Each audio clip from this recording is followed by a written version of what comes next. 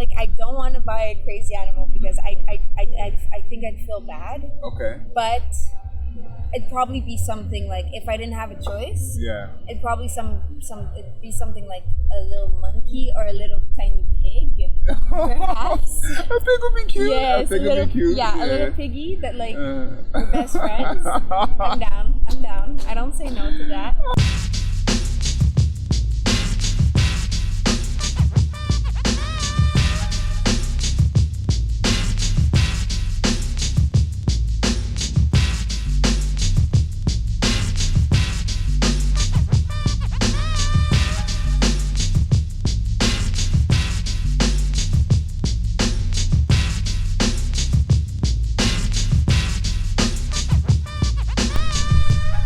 Good morning, good afternoon, good evening, and good night listening to the Cool Table. We are in the cut, live from Montreal with Laroie. Thank you for joining us. Thank you for having me. Our first in-person interview in over a year since this whole Panzerati's happened. We don't have the ice cream here. Shout out to Eva for holding us down in Toronto.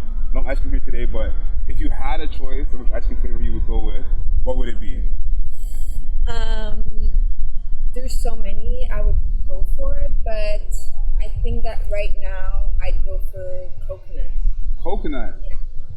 I'm not rocking with coconut. No. It's a crazy flavor to choose, but it is what it is.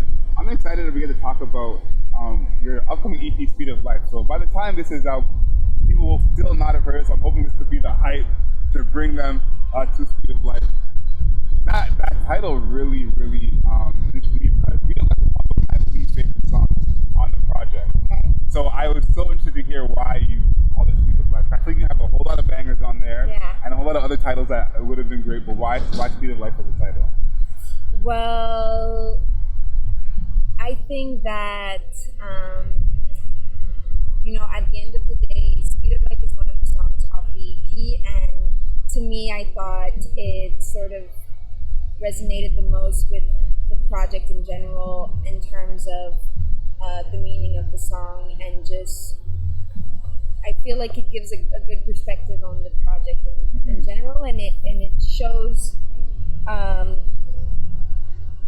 the project through all of the different styles, like some of them are more niche, but then Speed of Life is to me the one that like has that edginess, but also that poppy vibe, but also the more dance electronic. So I felt like it represented well the project in general, and I mean there's a catchy line in there, and I really hope that it'll stick to people. I think it will. It's hard to miss. I think it will. I feel like Can't Let Go is also a good song on the album because it really doesn't capture everything as well, and it being the last song I thought was so interesting. Tell me why you chose that to be the last song. I don't know, there's like a resolution to it. There's like peace after like a battle, or like after like a difficult time. So to me, and also it has that like to the floor vibe, and I wanted the EP to finish on like a hype note. Yeah, okay. I feel that you had something in there talking about being okay with wanting more as like part of the song Can't Let Go. Talk about that experience of understanding that in yourself, like that it's okay to want more. Because I feel like that's something that everyone struggles with to some degree. Is like you're like, I know I deserve this, I know I deserve that, but you don't want to tell yourself that you can want more. Talk about this.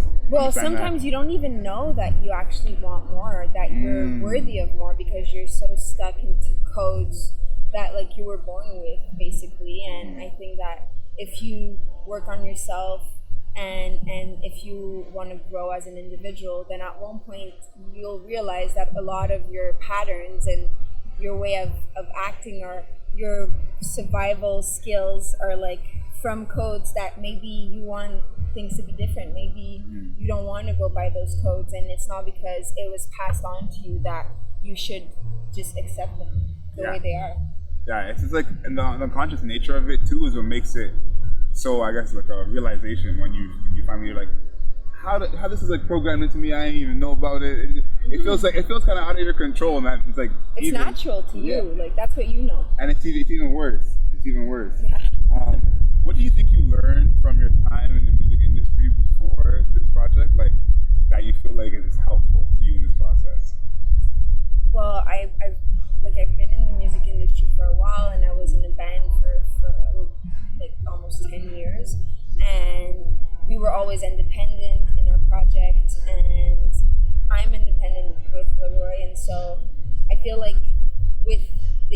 and the experience, I now feel more, have tools with me to like work on a passion, but feel like I have the resources I need, or I know how to go get them, or I know how to sort of found balance in all of that, you know.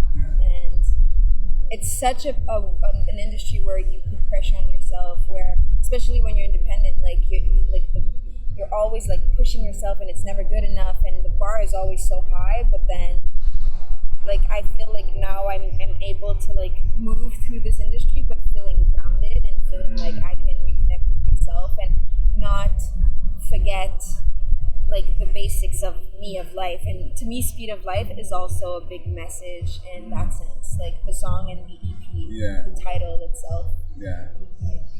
I'm happy to hear that you said about being grounded. Like, I feel like there's a pace in life that you want, and I feel like the album kind of trying to help you find that. Even though it's definitely a lot of dance and stuff and a lot of grooving going on, but you know, that grounded feeling is kind of the feeling that you want. So that's good to hear. Now, Elevate, I think is an absolute heater. I love Elevate. The first 90 seconds is like its own song, and then the next like 2 minutes or so is like its own another good song. Talk about that being the intro, because I feel like that's gonna get a lot of people hyped and really just like excited for the project. So I feel like it does a good job as an intro. Why do you think that was a good intro? First of all, I'm really happy to hear that, because to me, Elevated has such it's something so much more personal and intimate, and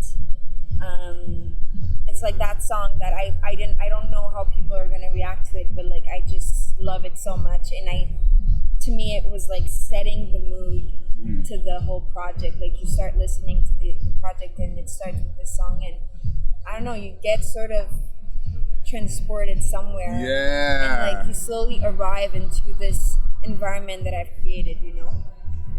That's why I think I put it first. Like, I thought it was the best, like it is transportation. Yeah, I love that you saying that, because it's like, you know, in those like sci-fi movies where you're on an elevator, and when you get to the top of the elevator, all of a sudden you're somewhere else. Yeah, exactly. Exactly like that. Exactly. That's how I feel about it too. Moonlight is my other favorite. I just like the drums on Moonlight. I love the guitar in Moonlight. Moonlight's just a whole vibe. Talk about Moonlight, because you know, hopefully everyone can go in and check this interview after the project comes out. But for people who are going to hear Moonlight for the first time, what can you give them about Moonlight, some insight on how that song was created? Well, this Moonlight has a really, I find, old school vibe to it, like such R&B, 90s vibe, and it's the kind of song that is created so naturally. It's effortless. Jeez. And it's just like the producer that I work with a lot since the beginning of this project, Jean Tellem, like, we have this way of connecting when we create together, and I feel like this song really shows how strongly we can connect. And it was really like it was so natural to do, and so like very effortless, and it was there, and it's like also sort of a slow jam on the project, but has its own groove, and it has this unique, different touch, I find. You know, it's not the structure or just like the hook is like, I don't know, it has its own vibe. It has its own little magic. I feel like I'm psychic. Like you said that was like you guys blended together, you and GT, because I felt like I was like, nah, this is a little home cooking right here. So I really could tell with that one, And I feel like this is basically a no skips, I would say. We don't use that term very often. You know, I do a podcast about album mode, and when an album is like an A or above, you give it a no skips. I feel like you might have a no skips on your hands here. Thank you. And what would you say is like the vibes from the playlist? Because not every project you can just play this somewhere. So what would you say is like where you want someone to play this? What activity? What kind of vibe? Where would you want someone to play this project? Well, like, I feel like it's you could play that like in a record shop, or you could play that like a DJ set. Like, some of the songs could just be like part of your set, and it would be like, you know, either as like getting the groove on slowly, or maybe like you put a little place on there during your set, and it has that bass, that like dance bass, electronic bass that like brings you back. It's like a sound that you're like, oh my god, I know that sound, and you're like brought back, like nostalgic but like dance feeling. So I definitely feel that you need to move on my album, but you can also just vibe to it and disconnect, you know. So I feel like it could be set in different moods. It's a little bit of both. You could zone out, or you could really turn up. Like, exactly. So this is a question that we ask every single person we have on the show. And when people get $100 million, we see them buy a lot of crazy animals. Justin Bieber with his monkey, Michael Jackson with his monkey, Mike Tyson with his tiger. So when you get to the $100 million level, do you have an animal in mind that you're gonna adopt? It has to be an animal. An animal. An exotic animal that you would adopt. Because that's what people do when they get $100 million. They adopt a like crazy. Exactly. Yeah. So what's gonna be yours? Damn. Honestly,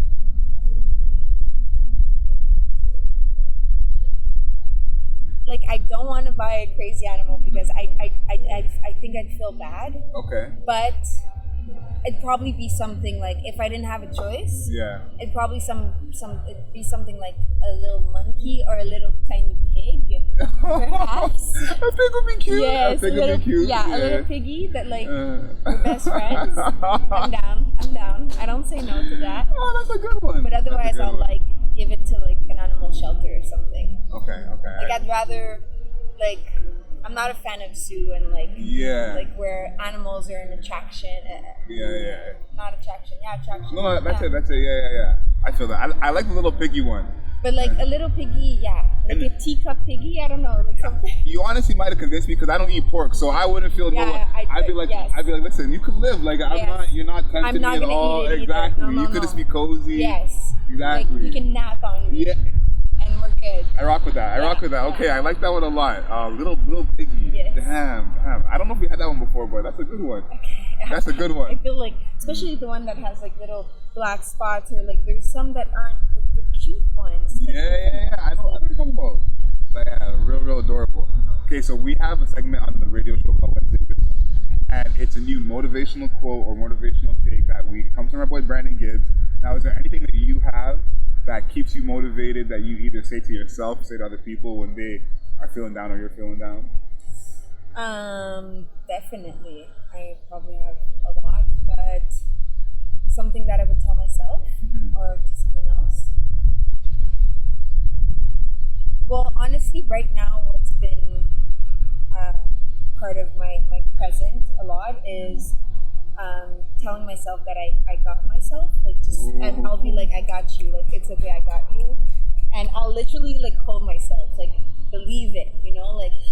I like that a lot. So that's and just also we're trying to stay into the present moment. Like that's a challenge I find in the society we live in. So we're just always stimulated by and like so much things to numb ourselves, and to be with ourselves in the present without any distractions or just be with us is not something I think is easy for everyone, and I try to incorporate that a lot. Those are two amazing answers. The I got myself, I might be stealing that one. That's a good one. And the hugs to go with it. Yeah. You have to like put it on, like whether it's your belly or your heart or whatever. Just got you, like, and then staying in the present moment. That is a big one. That's a big one. So I like those two a lot. Damn, Wednesday Wisdom, bars coming from Laroie. Damn, I'm happy to everyone who made it to the end of this podcast. It has been a pleasure having Laroie here for our first in-person interview in over a year. The bar set high. Yeah. The bar is set high. Anyone who wants to come talk in person, the bar is set high. You better come with it. And hopefully we can talk again soon, because we got to get you doing the ice cream challenge. I want to come to Toronto. Yes. And I like your chances. Yes. I don't know, I got a vibe. It's happening. It's already happening. I feel like if you finish the whole thing, I feel very confident. Make sure you subscribe to us. Apple Podcasts, Spotify. Leave us a rating and a review. 5 stars, not a single star less. Make sure you follow us on Instagram at The Cool Table Live. And until next time, know yourself, know your worth.